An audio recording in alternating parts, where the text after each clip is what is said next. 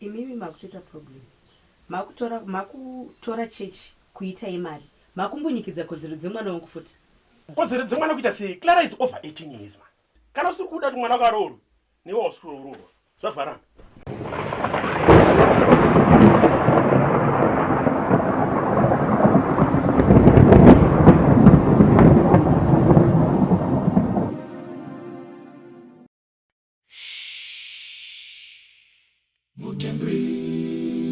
Everything happens in the temple of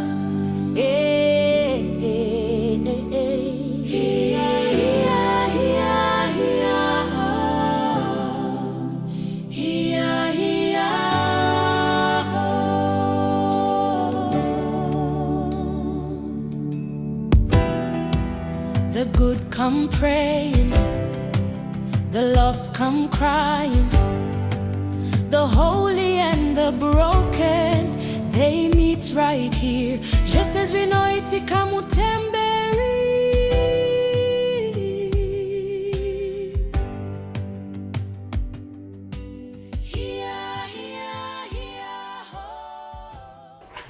But William, tell me, you know how many years on the English station? I hate you, man. Right. So tell me, what have they done? Is this what a pastor is teaching you in that church? What? Guy, come on. I mean, I'm your brother in Christ. So if I'm lost, you should find me. But it seems like I'm not welcome here. Yes. Thank God you know you are not welcome here. What see I wait to church, man? I did nothing. As the rules like say. Okay, it's fine because it's just something I have nothing to do with. Saka, you will get cheaper now. William, road to go church. And as you know, I was the treasurer of mine. So I just need to know if I still have that position. Alright. No, when I church, you should go to church. The interest will tell. Okay. Cool. Then see you on Sunday then. Cool. See you. Cool, bro. Saka, chomba pambavu. Chokuona wewe sasa jejo. Sanje jejo. Tono tsongete si. Chiro bazanti. Mabo?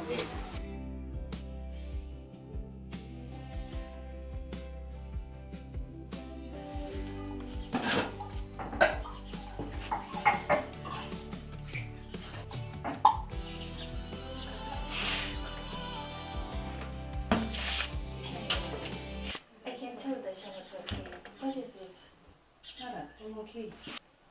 Oh, I see. We are now hiding secrets from each other, right? Anyways, let's make a deal. You tell me your secrets, and I will tell you mine. You secret here in your class. Kill me. If you are pregnant, just tell me. I told you I'm serious. I told you tell me that you're in peace. Are you serious? Yes, I'm serious. I know you're the one who took the secret. Never made to know. Well, I'm stressed. Then I get home and I can't follow up my church. And I should leave Josh. And now, I said, you know, Clara, how am I going to convince you so it is okay?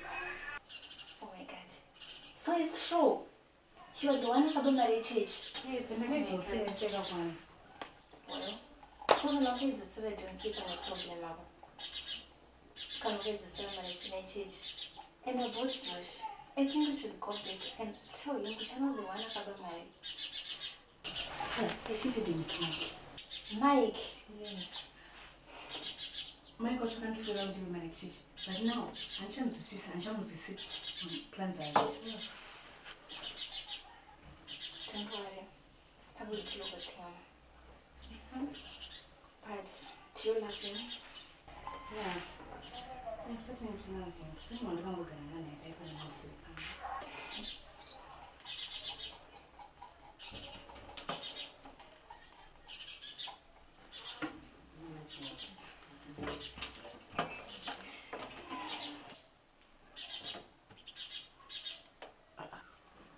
Let's go, boy. Kwanza, matoshinja nefesi makutofumana kabadenga ungendele.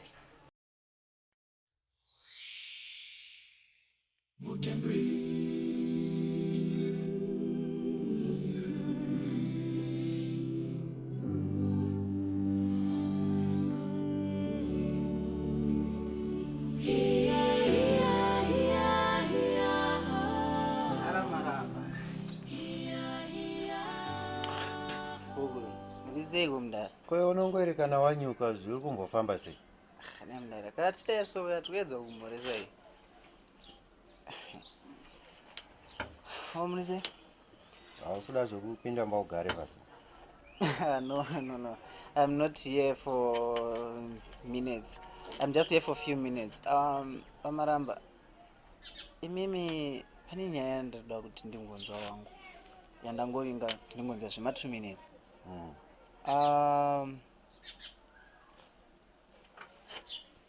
Imi ndakanzwa kuti hanzi mudara wangu is no longer wanted by church. And imimi, do you think zvinobuda here? Because mukuona chi izvozvo ndo zvandiri kuti inini no. Izvozvo ndo zvandaramba. It's not going to happen. Nyaya iyoyo.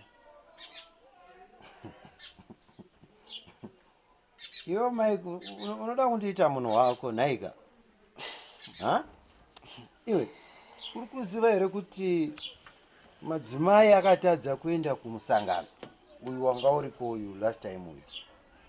Youth zvimwe chete futi havana kuenda kumusangano pamusaka pemari iri kunzi yakabiwa namudhara wako. Pamaramba.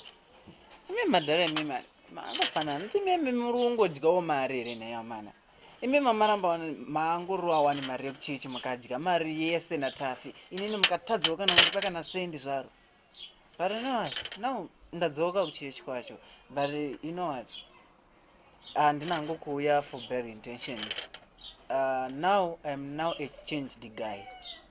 Ndatoo munhu kwaite. So ndinoda kudzoka kuchechi and ndinoda kujoina hanzi Bible school. Ndakanzwa kuti hanzi parito recruitment. Are you serious, Mike? Can we talk something, Josh? What is it? No, first, I need your help. There is something happened between me and Ramaramba, and it's secret. Secret? But now I regret. What is going on, Tafi? And how do you need my help? Ndine mwana navamaramba. So ndakuda urorwa nemukomana wangu wekusayoja. So vamaramba, he is threatening me. Wait. Tafi, what did you say? Mwana? Yeah. Is not Wamaramba married? So how can you have a child with Wamaramba when Wamaramba is married? I know, Josh. So are you saying what? So you people are dating? No, we never dated. Yeah, I'm really serious. Oh, right. That being the case, iwewe kachita so. Chitaura nemfana uyu anonzani. Oti arore Tafi. Mbono. Anonzani ngomfana uyu. Amusi kubvira Josh. Josh arore Tafi. Kana wadzoka wagona zvinova zvadini zvagadzirisika. Muona chii mudhara imimi? Alright.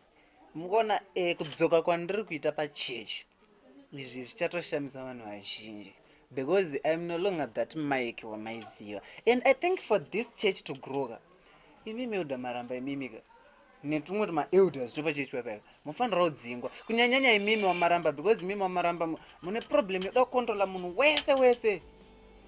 Munonyanya yoda kukontrola munhu wese, ndo problem imi nayo. Mike. Anditi wadzoka kuchechi. Iwo mari yekuchechi hauide. Izvozvi ndotoziva kuti izvozvi zvika unoda kutoita treasurer wekuyouth. And it's fine with me. Yeah. Wamaramba, ndati inyaya yekudzoka kwangu kuchechi ichashamisa vazhinji because I'm not here for my games akadai sonda. Sorry zvenyu. ndatouya kuti chechi yaya ichichinja kuti chechi imire tauya kuzosimudza chechi kwete zvenyu zvemagames ese anoda kuita izvi ndosaka ndakutokudze zvese zvamunoda kuti mudhara wangu achibva pachechi izvozvo hakusisina zvese izvozvozvo ndadzoka inini. aiwa mudhara wako anogara but chiitaka iye kwajosh ungogadzirisa yajosh natafi then aiwa uri wedu mudhara wo takabva naye kuri but gadzirisa ipapa pachete ya toita deal.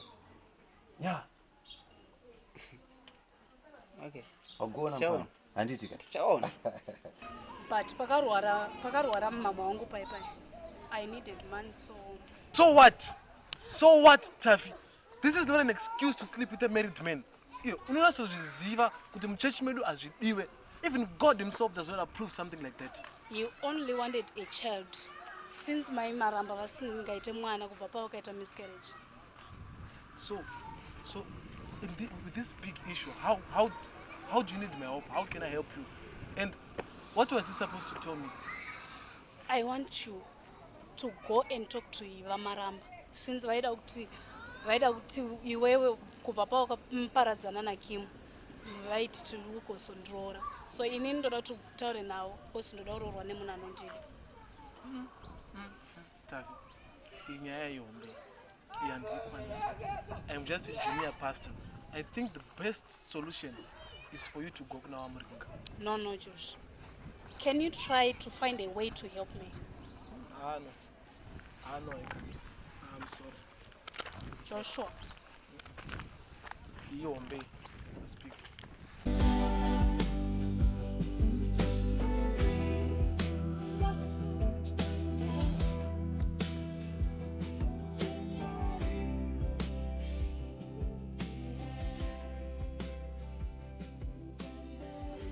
Yes, sir.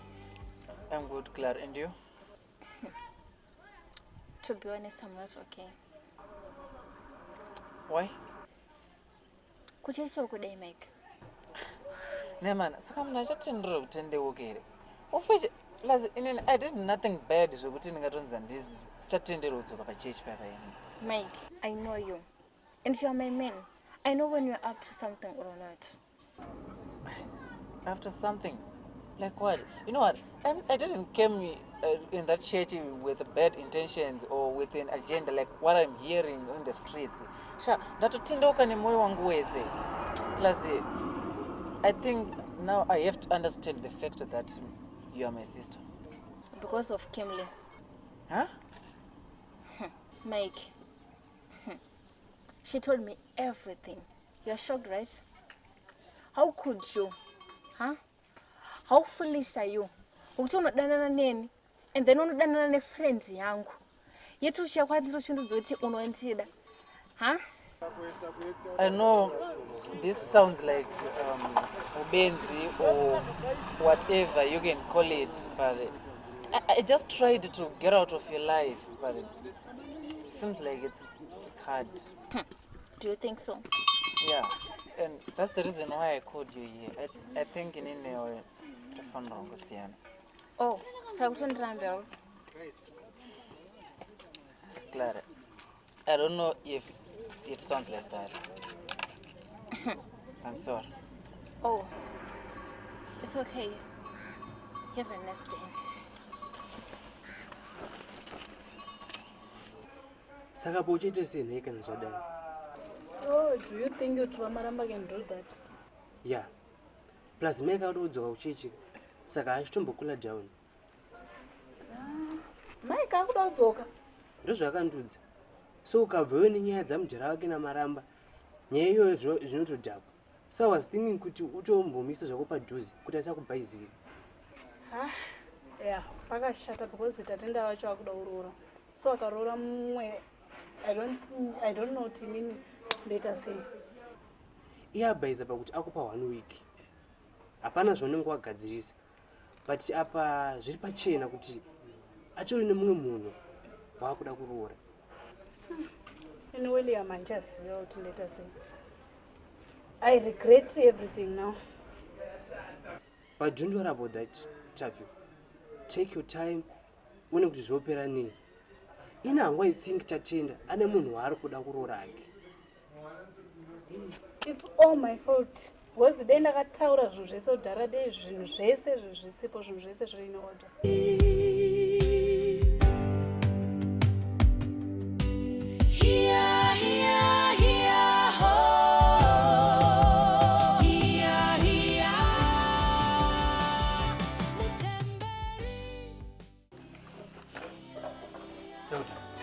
Munhu atorobva uchechi mati ndopa achauya this time. Avamufundisi wangu achitoziva nyaya dzavo. Ndosaka makaona kubva patakangoti tine meeting chete wakavharwa pasi. Vari kudziziva plus ndakambobata kuti mufana unonzi mwana wavo Mike akataura akati mari ina mudhara. Vanhu vari kuziva nyaya dzavo. Pastor Joyce. Elder Magori. Mamus kutoona ibaba. Elder Maramba Masquerade. Hano ndi kutomanyira kumbero. Oh. Masquerade. Pamatadza kutomanyira kutadza kutoona. Pastor Josh, magona totokuona. Sekuziva kwenyu tine nyaya yatinayo. Iyaya yekuti mufundisi wafanira kubva pachigaro. Saka zvazvoita zvakanaka kuti imi mauyawo because ndimufanira kuita sei? Mufanira kureplace mufundisi. But unfortunately, pastor nhasi havana kuuya kuchechi. Maybe vanenge vari kuzivawo nyaya dzavo saka vabvoita sei? Vabvatiza. Sikana vasipo saka tikutsvage pano. Aiwa. Isusu sofa tadedza my pastor. Ndowata kutongoturira nyaya yoita sei? Ozvinosisa kuna baba. Kumba matikamba ingavharwa rene kuti musoja apa. Handimaona mai. Elder Maramba ivhariki. Imimi pastor imimika. Don't act like hamusida kupinda pachigaro. Unombozodai ndine mukana unenge wenyu. Mai mufundisi. Munofarira munhu waMwari. Mama Masquerade. Pachipamwe. Pamweni.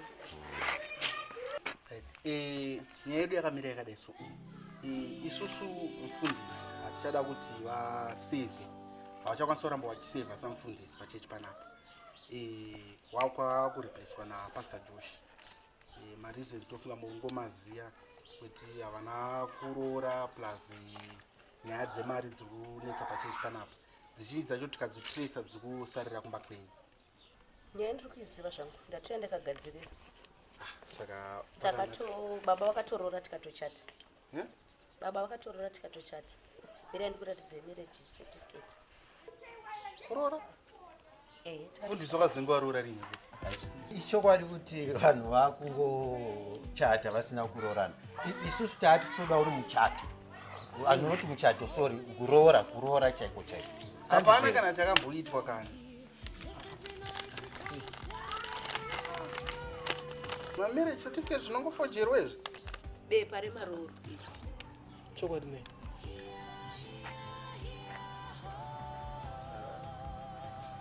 Pasina hapo ndiye. Zvinhu zvizvo here. Because mazuva ano vanhu vangofojera mapepa aka. Fonerai vana baba vangu. Amai saka kana zvakadaro mufundisi ngawangokontinya zvavo nebasa ravo. Ndizvozvo. Hatisati approve kuti chinhu ichi chiri correct here kana kuti. Wakatenda Mobvunzawo vana baba vangu. Court case nechi. Kuti havasiye here vakasaina ipapo. Nokwashawo. Aiwa ngatichingodaiwo. Aiwa kana zvakadaro maongodi ngawangokontinya. Chandangofarirawo zvangu ndechekuti chichikomana ichi chakadzoka kuchechi. Because I understand akaenda kuBible school. What? Saka ichokwadi zvaitwa naMike. Nende zvekutamba ino. Wakatoudzwa. Waiva chakwenda Bible school. Wait. It's okay amai. Mufundisi. Saka mukuti takutongogumira panapa. Zvatovhara nire. Ko hapana ka evidence.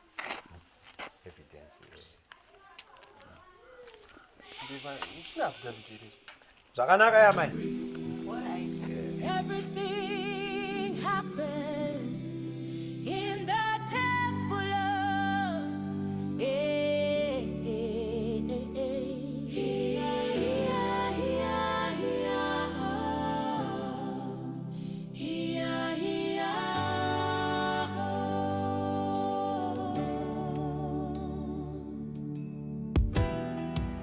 the good come praying. Kana hiyo shamari. Why is it always when I come this side? Autombode tongopinda kana mumba tena. Mike, Kim, and now did I tell you I don't want to see you ever again near my house? What are you doing here? Josh, I think this is the right time for you to call me pastor because I'm going to change that church. I'm going to return that church to basic. Josh, Mike, you need to humble yourself. Okay, Josh. I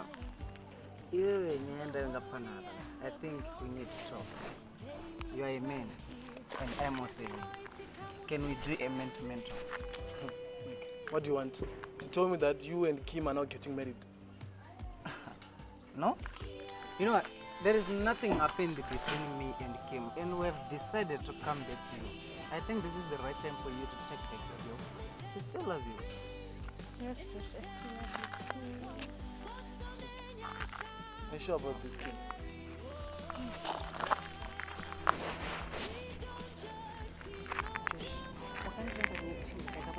And you know that you can say Lakabamari. So what is the problem? Now, if it's not about my You know what I'm because you when I was trying to nyengirira pakawani kwa mari ukabva kuti inini I am Mike's wife sauzozvitsvagira manje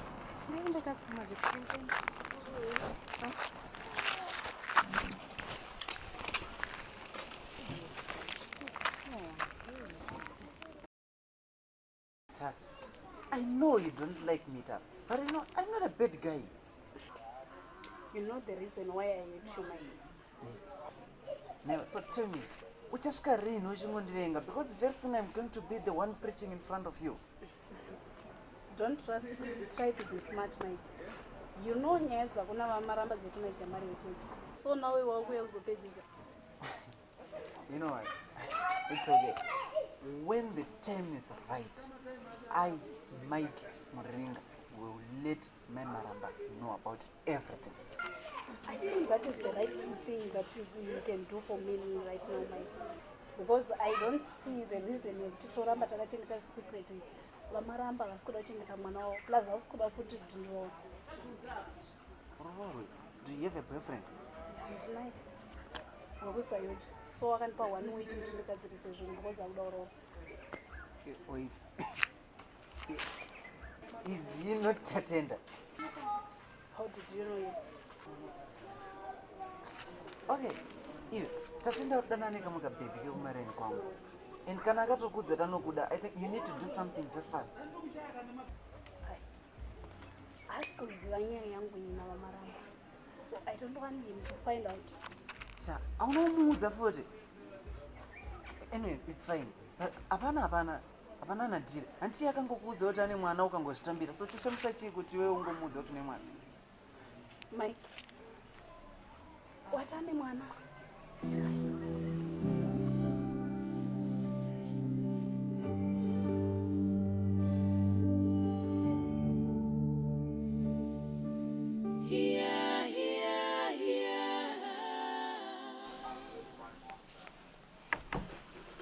Kimberly, we need to talk. I hope everything is okay. Your look is on it. I'm okay, don't worry. It's just I want to know if you and Mike are still dating.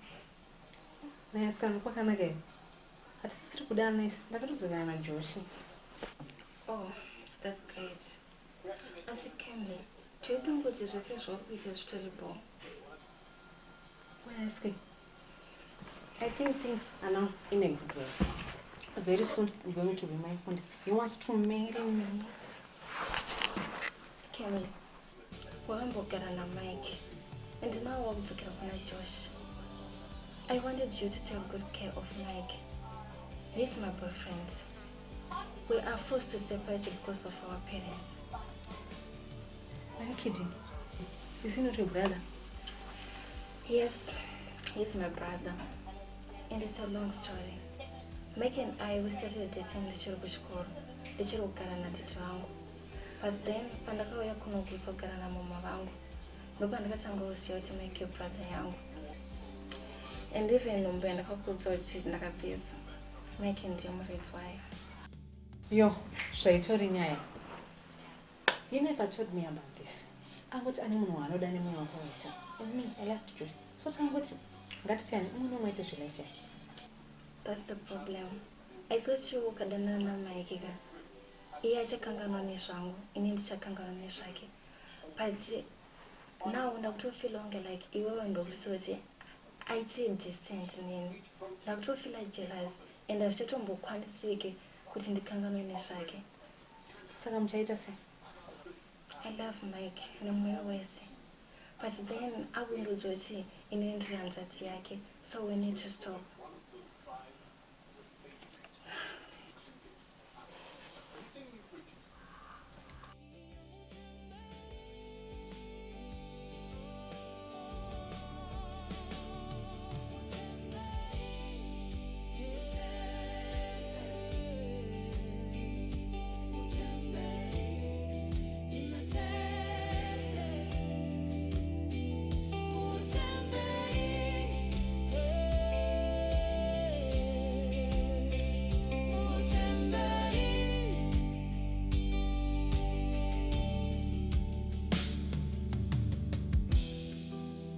Everything happens in the temple of thee.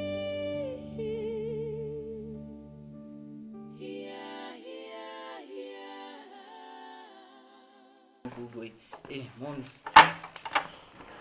Mike. My customer.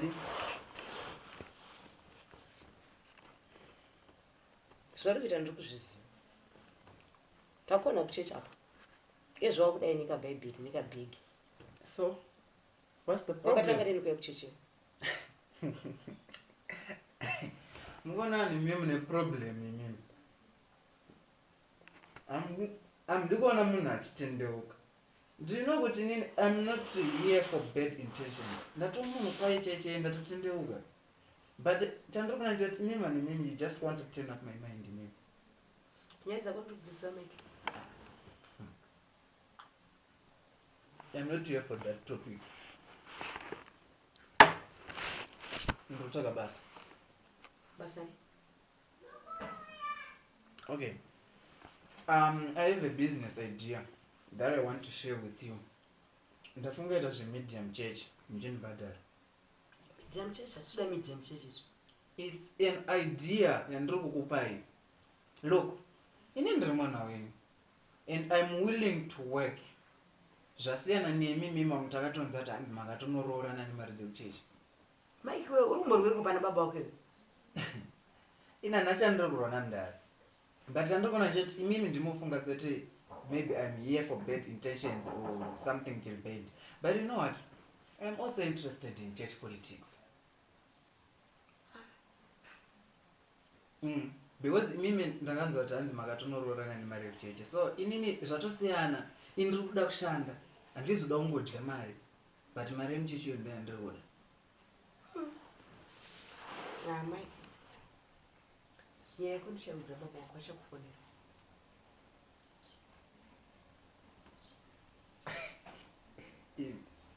Ndarani namba dzangu. Kandisheni. What kind of a father is he? A wicked father. Asingambondifonera mbondibvunzawo kuti ndinorarama sei, zvinofamba sei. I thought havana namba dzangu mimi. Iwe wakambofonera. It's fine. Natimuchataura nawo. Ndikuda basa, ndikuda kudya mari yemuchechi. Mukuru wamabhinanza. Mari yemuchechi.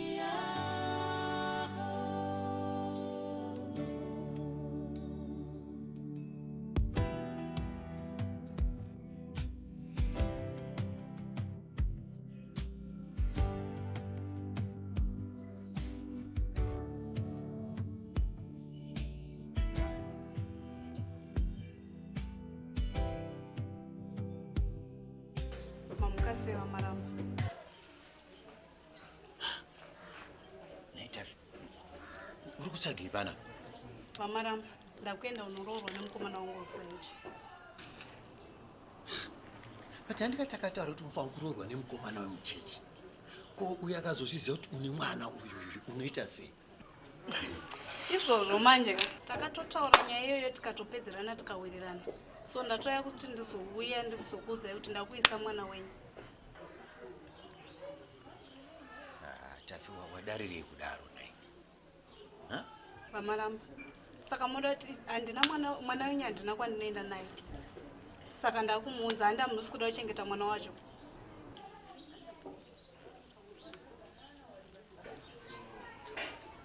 Saka marriage yangu ndoyada kuparadza kaiwewe. Manje can I tell you something? Haunokugara ikoko. Haukugari. Vamaramba, you should know kuti Mike is behind your back. Because Mike ari kuda kutozvisvitsa kumukadzi wenyu. Inini saka ndakutotiza ndakutokuda muchechi macho. Ndo zvakakudza Mike kuda.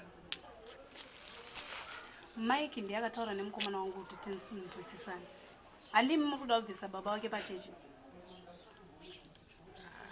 Iwe, handiti kwakaba mariri. Utingatungamiriri nembavha, you must go. Vamaramba, izvozvo zvatova zvenyu. Muserepo.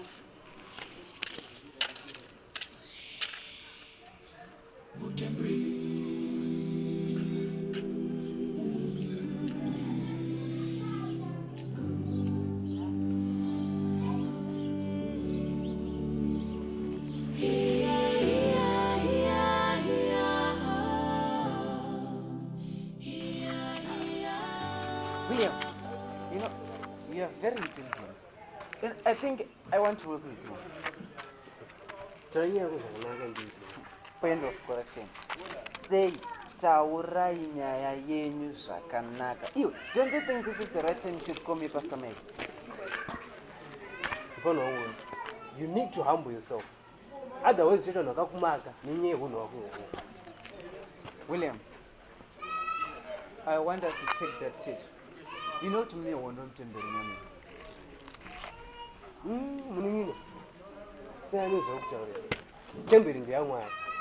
Those are going to Bible school. You know what?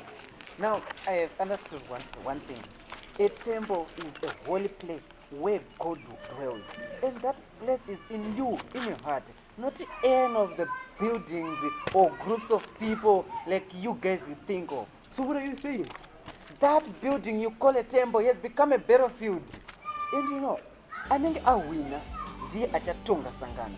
As you know, Animari Bye. We need to take that church from the elders. Right.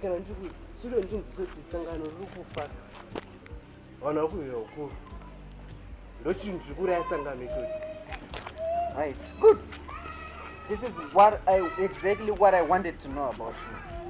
Now that you know the problem, you understand the problem. Toda kuti iwewe neni na Joshua toshanda tese kuti tifambe tichiparidza vanhu vouya kuchechi. You will say kuti isusu tikamira pachokwadi madhara anosiye zvese zvari kuita. Also you want to use us manje. You want to use us kuti iwewe mudhara wako ane chekudya manje. Tasimudza chechi. Akomana, tese tinoda kudya muchechi memuya. But you know what? Ngazvisave zvekuda kuita zvinhu zvekuba. Ini nangu I have a business plan. Inini ndoda kuti ndingoudza business rangu muchechi muyami. You know, ndikatangita zvemedia muchechi muyami, I will get paid. Alright. Ndo zvandoda ndishande nemivhura yemaziso tiri kushanda tese apa. I'll think about it. Very good. You need to do that very fast. I'll think about it. I know you can do it. You can do it. I'll think about it. So baby, now that Pastor Mringa, Bashiri Pachesh, scheme of shade for Pastor. Sure. In the office yangu. Plus besides, I get paid for my services. So why should I fight for church leadership? Iwe, haudo kutonga wewe. Andi church yacho ndiye baba wako. Kim, stop trying to convince me. Iye baba wacho vari kupi zvizvo? Handa wapo. Inyaya dzechechi idzodzidzi. Iwe, siya Mwari vaite kuda kwavo, okay? Well then, it's fine. So tender win, kona, tete. Danonikurwa nekunzi maimfundisi. I'm working on it. Satsamwe mami.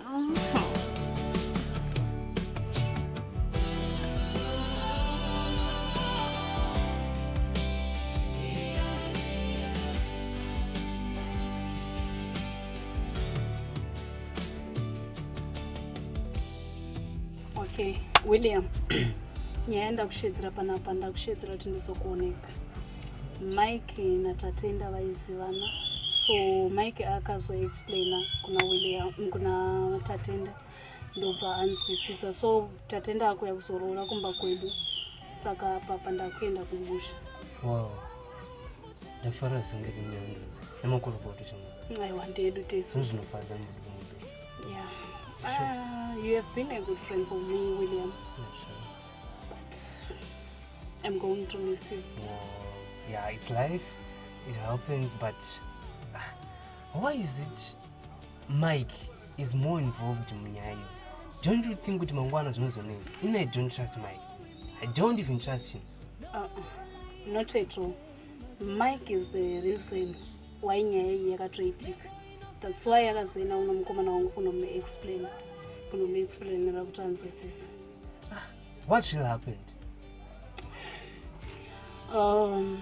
Pakarwara mai vangu. So we needed money ekuti toendese kuchipatara. So ndanga ndisina mari. So ndakaudzawo Mike ndichitovaudze mufundisi. Mike andizivo ndibvaendawo kuna Vamaramba. I don't know kuti akataura navo kuti chii. Mike ndobva wauya nemari yese yaidiwa. Ndobva tarapisa mai mama kuchipatara. Ende madays acho ndo madays anga achangobva mai Maramba kuhospital. Vanzi vaita miscarriage pipe handiti. So vavanzi avachaite mwana. So Vamaramba vaida mumwe mwana. Saka uchirodiwe wakaitisa mwana naVamaramba nenyaya yekuda mari. No.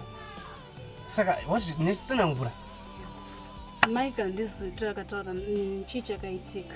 Chandoziva ndechekuti Mike akauya kwandiri ndobva ati Vamaramba vari kuda kuti uvaitire mwana. And it will be a secret. Zvese zvaunenge uchida vanenge vachikupa. So because of desperation ndakabvuma. It was a once off deal. Hatina kumbopera takadanana. Oh. Ndosaka Vamaramba vachitya Mike hanti? Yeah, I think so because ivo vakada kutaura. Anobva vachikwikidzira achiti ndoudza mukadzi wenyu. So ndatongoona kuti hapana pacharamba takachengeta secret. So inini ndabuda muchurch menyu. Mike achatoudza mai Maramba nyaya yacho.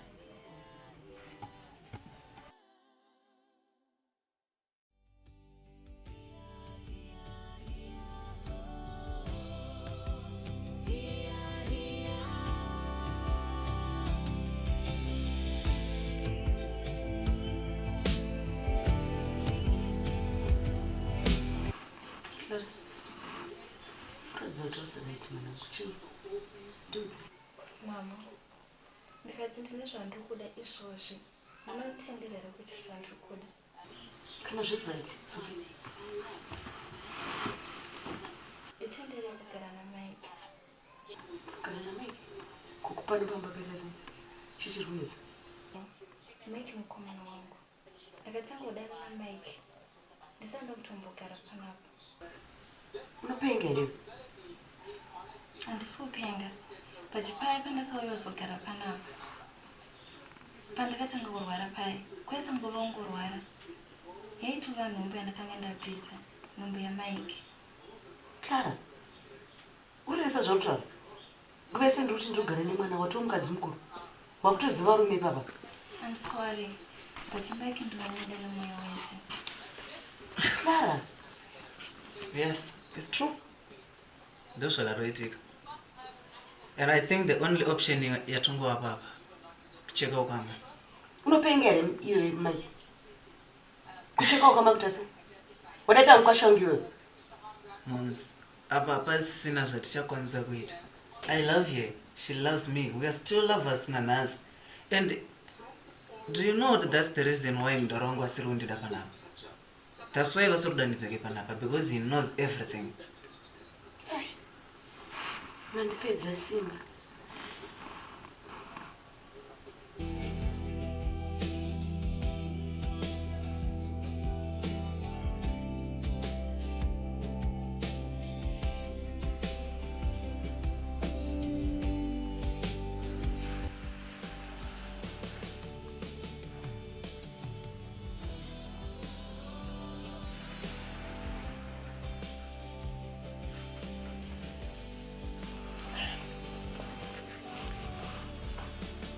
Tatiti kuigirika chikafu.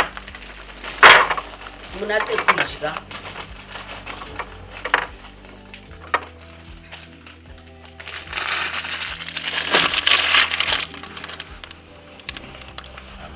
Masadza kuwa anozoya vanodyei. Peto tatori mashoma kwamuri. Iwo yatingati akawanda yekuda kudya kwamunita. Idyai. Makasimba here amai? Tiri makasimba here. Tinofara.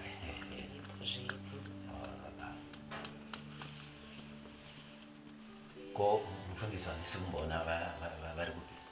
Mufundisa vapo vakambobuda.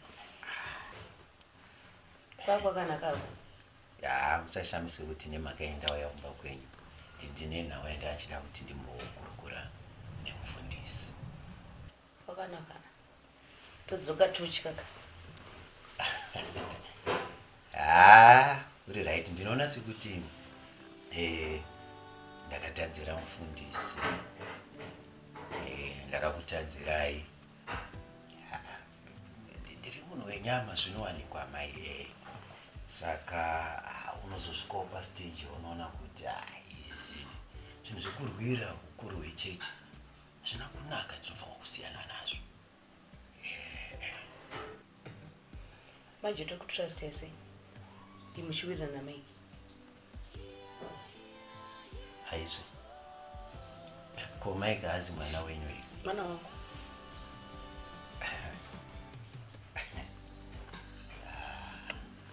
Ita ndichekuti ndinouka nyaya kangu ndakakanganisana nemwana wekusangana uku. Ndoka ndachida kuti nditi jekerere nyaya yacho idini itaurwe ipere. Ndichitotendawo kuti naiye Mwari andiregerera. So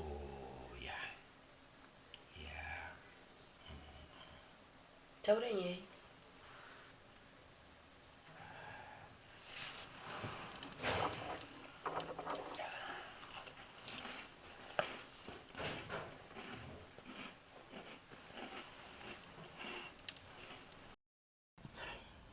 But Nakim, why kundiunza kunoku kundishedza on a private place like this? Yeru ono kuti nini newe hapasina deal. Nameki, unoti ndingangokudaidza. Usanda tokudaidza kunoku kumajokocho kunoku. Why? Mike, the thing is Unai.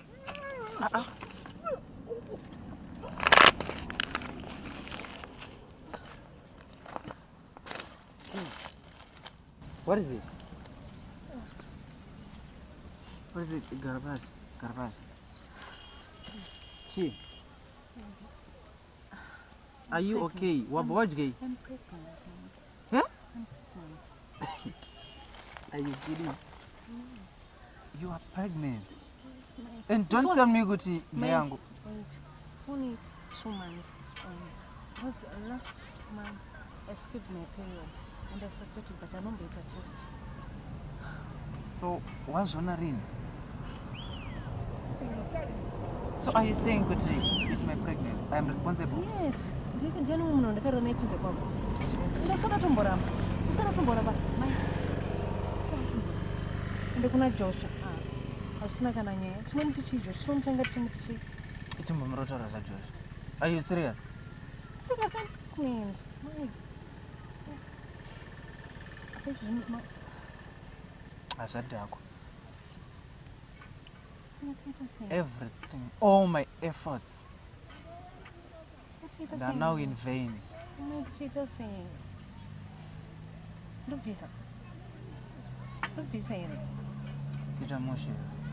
I want my child. Josh,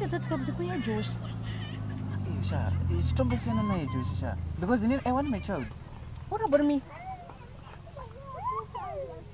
I'm going to marry you. Oh my God! What?